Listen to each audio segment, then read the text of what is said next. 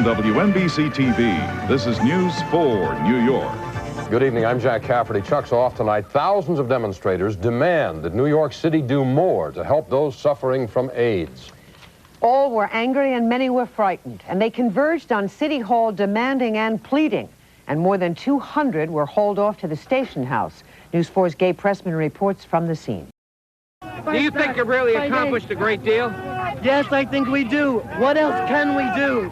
I've done everything. I've called everybody. I've had appointments with everybody. I've got to come to City Hall and state my case.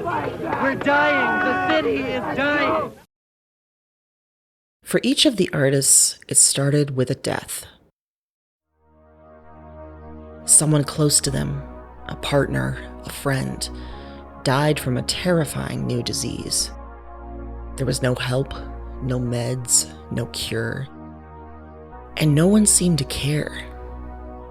Politicians ignored the sick and dying, or even explicitly said they deserved it. Doctors and nurses refused the disease, quarantining or completely leaving patients alone to die. Even people in the community refused to acknowledge or discuss the new reality. And that was enraging. When would it stop? How would it stop? Would it stop? Plague! We are in the middle of a plague! 40 million infected people is a plague! A few men started gathering in the West Village, just to talk about this new reality, to cry about their lost loves, to admit their fears and hopes and deep, unrelenting anger. And then, they couldn't be silent anymore.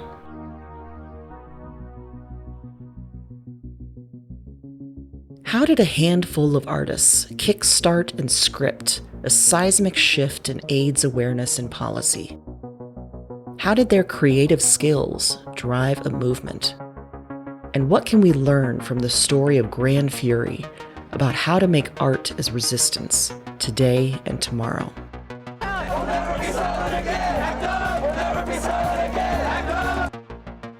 From Rebel Yell Creative, this is The Art of Resistance, a podcast about channeling our rage into creation and using writing, music, and all kinds of art to resist the status quo. I'm your host and producer, Amy Lee Lillard, and I'm an author, podcaster, and queer Gen X woman raised under the specter of AIDS. I've been obsessing over artists who resisted since I was a kid, and today I'm looking to make all the weird art and help others do the same.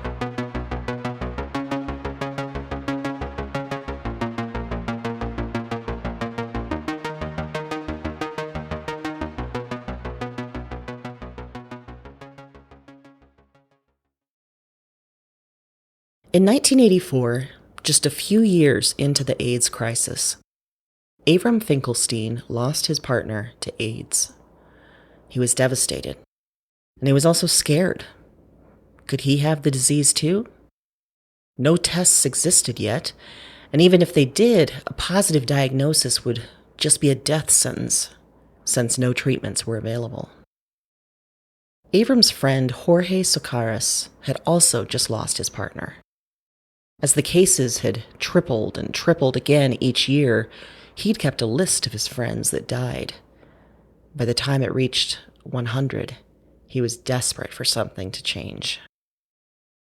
Avram and Jorge started meeting for dinner, to get out of their apartments, to talk about their grief, to feel human for a few hours, and to talk about the disease in ways they hadn't done before. Avram and Jorge talked with disbelief, with confusion, and with anger about the misinformation everywhere, the complete lack of any treatment or even hope for one. They talked about how Jesse Helms and other politicians said the gays deserved what they got. They talked in frustration about how even other gay men wanted to ignore what was happening.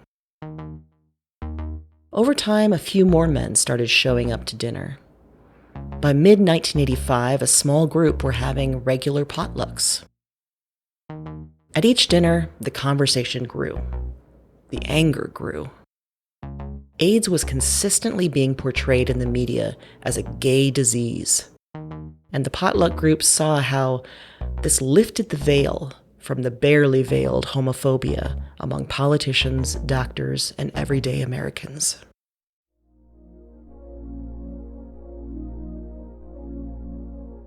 Queer rights in the U.S. had been on a massive whiplash through the 20th century. In the 1920s and 30s, queer actors, artists, and musicians were often the ultimate celebrities, part of a so-called pansy craze. Then just a few years later, the lavender scare of the 1950s swung hard to the right as the U.S. government worked to root out all queer people from their jobs, their homes, even their lives. In the 1960s, the civil rights and feminist movements encouraged the queer community, and particularly trans women, to fight back against police raids and discrimination at the Stonewall Inn in 1969. After that, the 1970s showed some loosening around laws and opinion of queer Americans. But in 1980, Ronald Reagan became president on the back of the evangelical right, bringing with him a wave of religious and corporate repression. There was a massive backlash to the women's rights movement, to civil rights, to workers' rights, and to any understanding or acceptance of gay Americans. The resulting environment was one that seems very familiar to today. This is an actual clip from the Reagan administration's press room in 1982.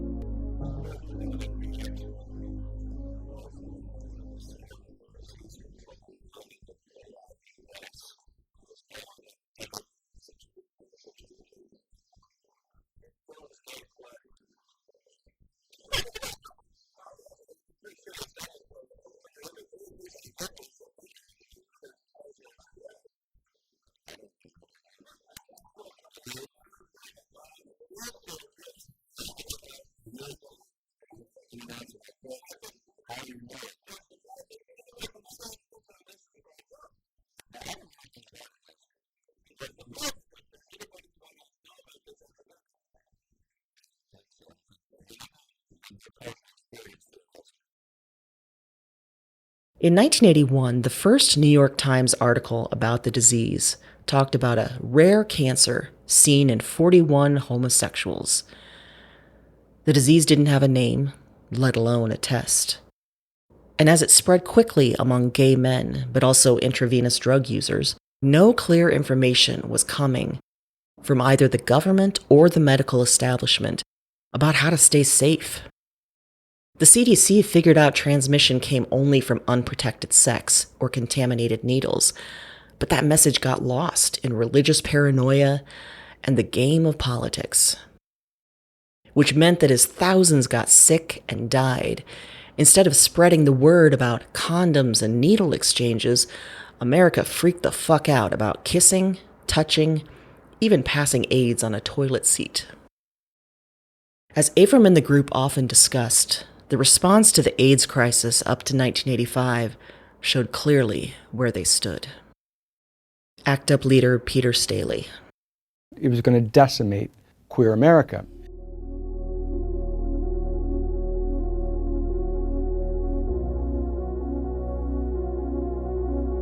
Soon, the potluck group didn't want to just talk. They wanted to make something. They all had backgrounds in visual arts, graphics, even advertising and marketing. So they decided to make a poster, a powerful tool in a vibrant poster city like 1980s New York.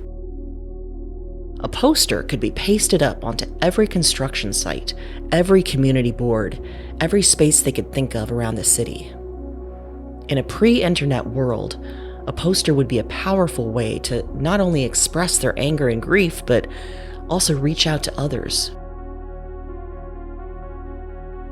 Around this time, conservative columnist William Buckley wrote a column for the New York Times where he proposed that all AIDS victims be tattooed on the arm and buttocks. As often happens in the lunacy of today's media environment, the idea actually gained traction. How deeply are Americans worried about AIDS? A Los Angeles Times poll found that 50% of Americans favor quarantine for AIDS victims. 15% said AIDS victims should be tattooed. One of the members of the potluck group had recently visited Dachau, the Nazi concentration camp, and he knew that during the Holocaust, queer people were marked with a pink triangle and systematically executed. After a long creative workshop, the team produced a poster that was almost all black. In the center, pink triangle. At the bottom, in huge letters, were the words, "Silence equals death." Here's Avram from a 2009 interview. We worked for 9 months on this poster, and we studied every aspect of every turn of phrase. We argued about the color, the exact color of the pink on the triangle. Every single aspect of it had meaning and was packed with meaning for us. Institutionally, silence is about control. Personally, silence is about complicity. And I think as a Jew, and there were 3 of us were Jews, this was tremendously disturbing to us. Because to a Jew, when you see something happening and you're silent about it, you're participating in it, whether you want to or not, whether you know it or not. The team paid for the poster to be reproduced and plastered over as much of the village and key spots in the city as it could. They wanted it to be a signal, a symbol, and a sign to take action. Not long after the Silence Equals Death posters went up in early 1987, the potluck group attended a speech from activist Larry Kramer. Other small political groups were also in attendance, and some of them started talking about these posters they were seeing around the city. Avram and the group admitted it was their work, and they received a round of excited applause. And suddenly, everyone started discussing the creation of a new group dedicated to AIDS protests and action. They called it ACT UP.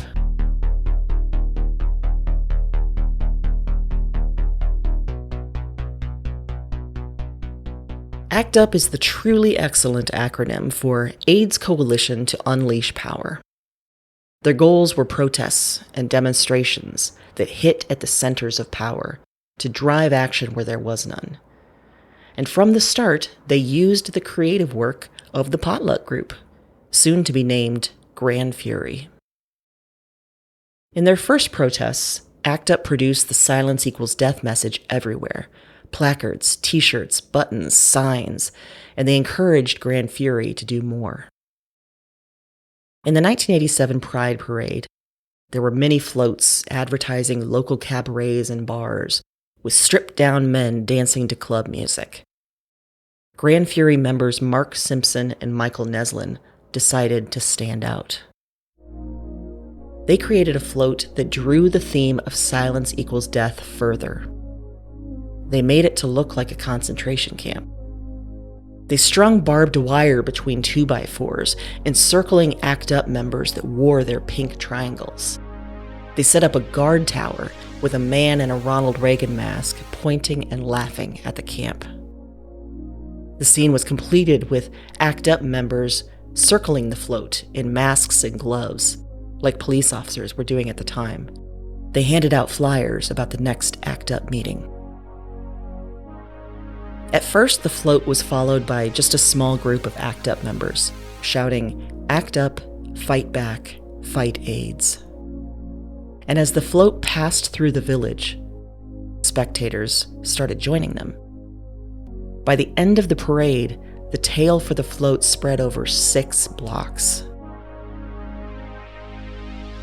And at the next ACT UP meeting, hundreds of new people showed up, ready to fight.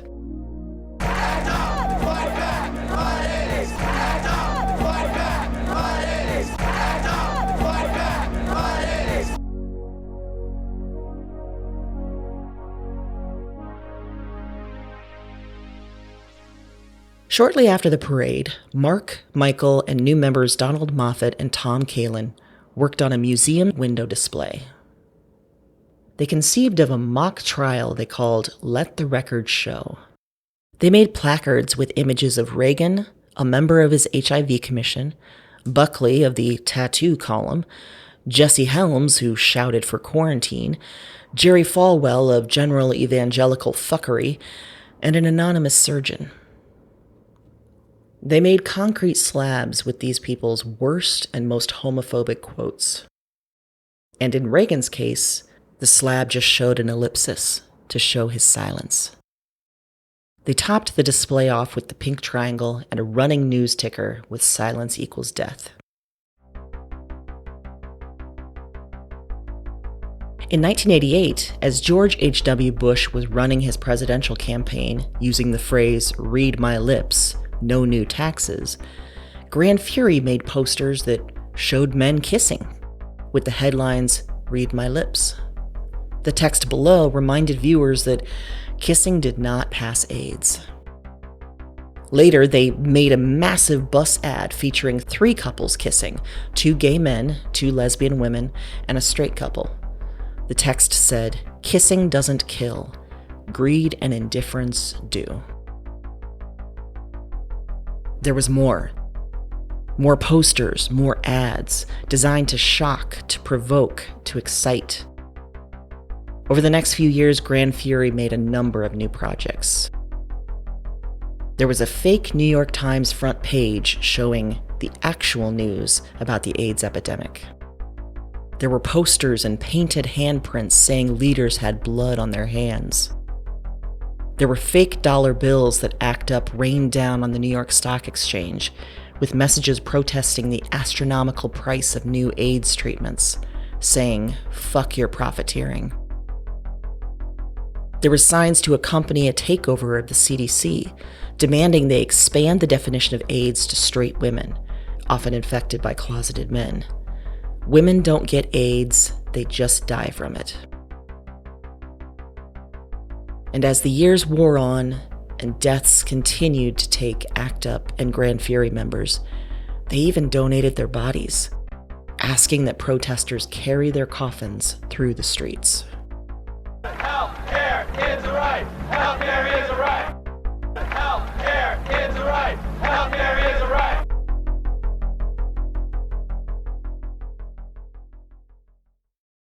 Jack Lowery wrote the comprehensive history of Gran Fury called "It Was Vulgar and It Was Beautiful." He says ACT UP is perhaps the most well-branded protest movement ever because of Gran Fury. The artists thought in terms of advertising and marketing and how people would see not only the protesters, but every queer person.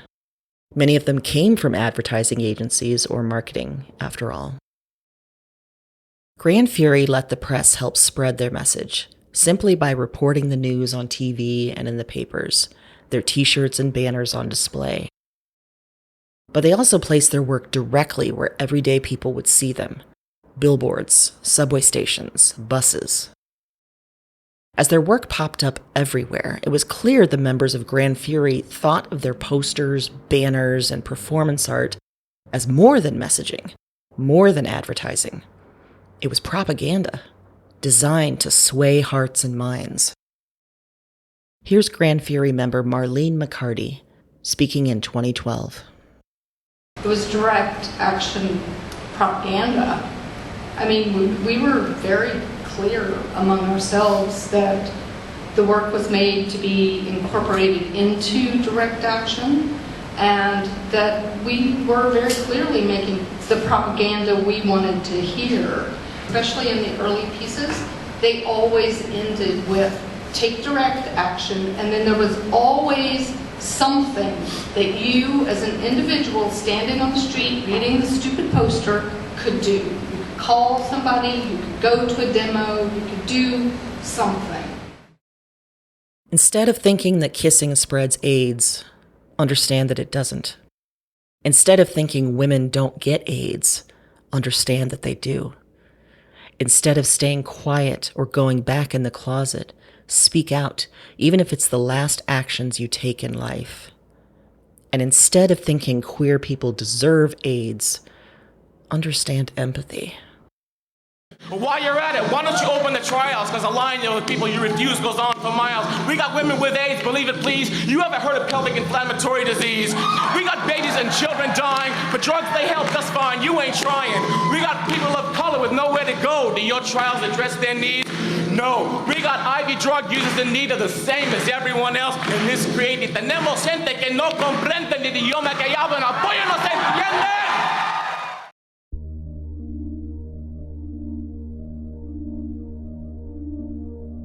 It's often hard to measure the impact of art. But because Gran Fury was tied so closely to an organization dedicated to action, there were clear wins. Here's Sarah Schulman, author of Let the Record Show, A Political History of ACT UP New York, in a 2021 interview. ACT UP forced pharmaceutical companies and the government to change the way they researched medications for AIDS. ACT UP forced the Food and Drug Administration to make experimental drugs available to people who were sick, even if they had not been approved. ACT UP stopped the Catholic Church when they tried to interfere with condom distribution in the public schools. ACT UP ran a 4-year campaign to make sure that women with AIDS could get benefits and get access to experimental drugs. And really, ACT UP transformed how queer people and people with AIDS felt about themselves and how we were represented in the mainstream media. And beyond these massive shifts in policy and perception, Gran Fury members often heard of personal, individual impact of their work. Here's Gran Fury member Robert Vasquez Pacheco speaking in 2012. I was working for a national AIDS organization, so I was traveling all around the country, and I would see this poster and a variety of in gay bars or in offices. And one of the things that Gran Fury did, that the image became something that was almost in some ways universal. It became such a positive image for folks.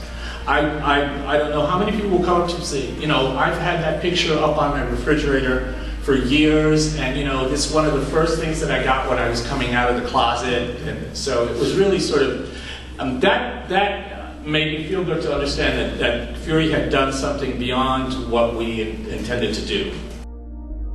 That's one of the beautiful things about art as resistance. It helps you see yourself. It helps you save yourself in the midst of moments that try to destroy you.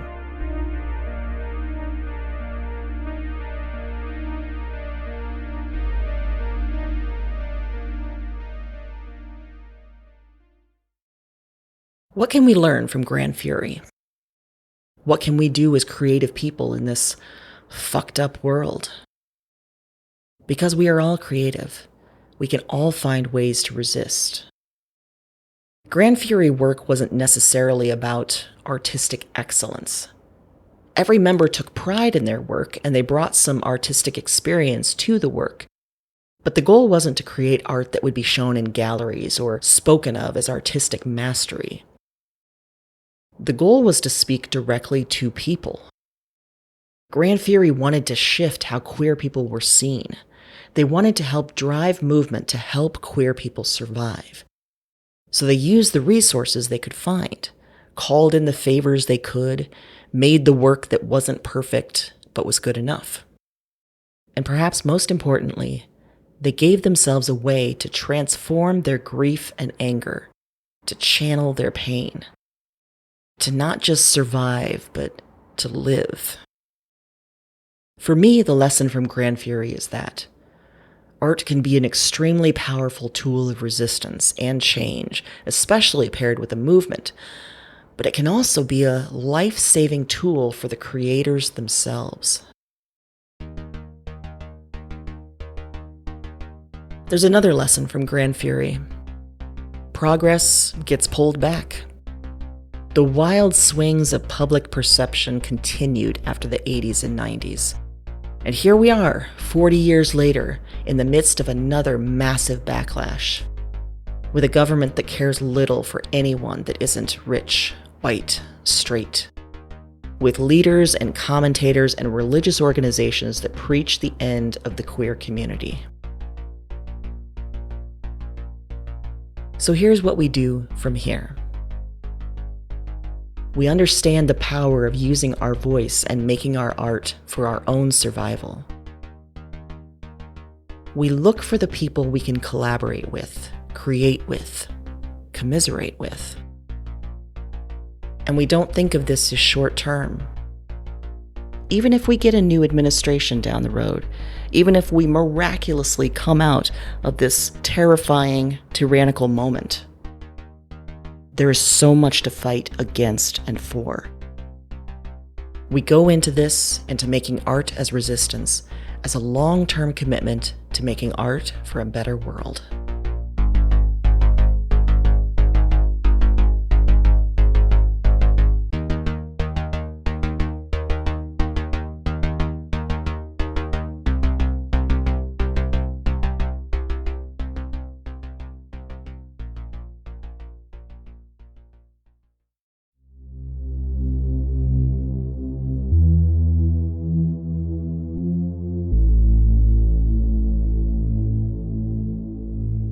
The Art of Resistance is a podcast from Rebel Yell Creative.